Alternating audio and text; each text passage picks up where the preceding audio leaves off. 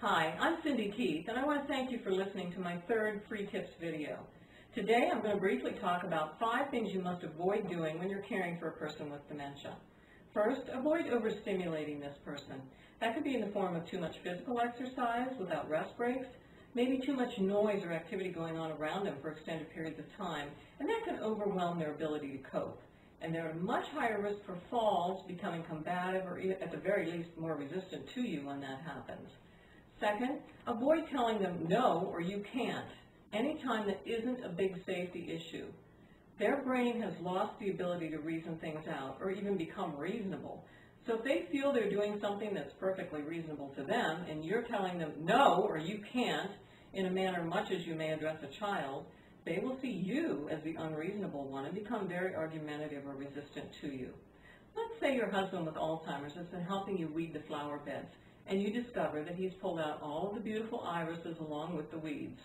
Instead of pointing out his error and saying, no, stop, you can't, compliment his efforts and say something like, I really appreciate how much you've helped me here in the flower beds.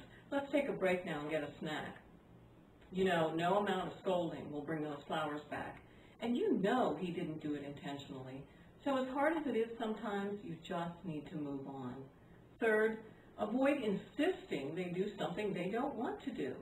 You know, if you or I were in their shoes and faced with someone insisting, we would likely interpret that as being treated like a child. And people with dementia can very easily tell when they're being treated like a child. And you know, they don't like it any more than you or I do. You simply must find a way around the subject to figure out how to get them to do what you want. Let's say they don't want to get out of bed in the morning. Simply say, that's fine, open the drapes, turn on some lights, possibly some music. Tell them you're going to be in the kitchen making breakfast, and you might just mention their favorite breakfast food. Tell them you would love for them to join you, and then leave the room. Return 10 to 15 minutes later and try again. If they've fallen asleep, be sure to greet them with a kiss and a smile, because they'll be much more willing to do what you ask if they're facing a smiling face.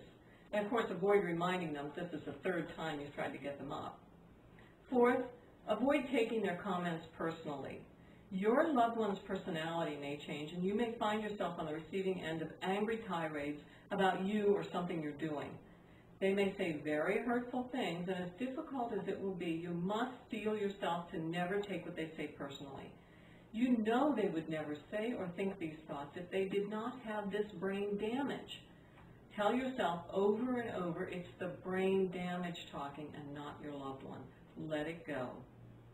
Last, avoid giving them multiple choices. They have lost the ability to make decisions, and asking them what they want to wear today could agitate them because they can't remember what the choices even are. Simply ask if they want to wear the red shirt or the blue shirt. If it involves food, and it often does, limit the number of choices on their plate to just 1 or 2 at a time. If they're presented with a whole plate full of 5 or 6 things, they can very quickly feel overwhelmed and refuse to eat at all.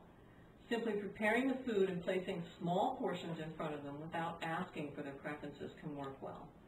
I have a lot more tips for problems such as these in my book, Love, Laughter, and Mayhem, Caregiver Survival Manual for Living with a Person with Dementia.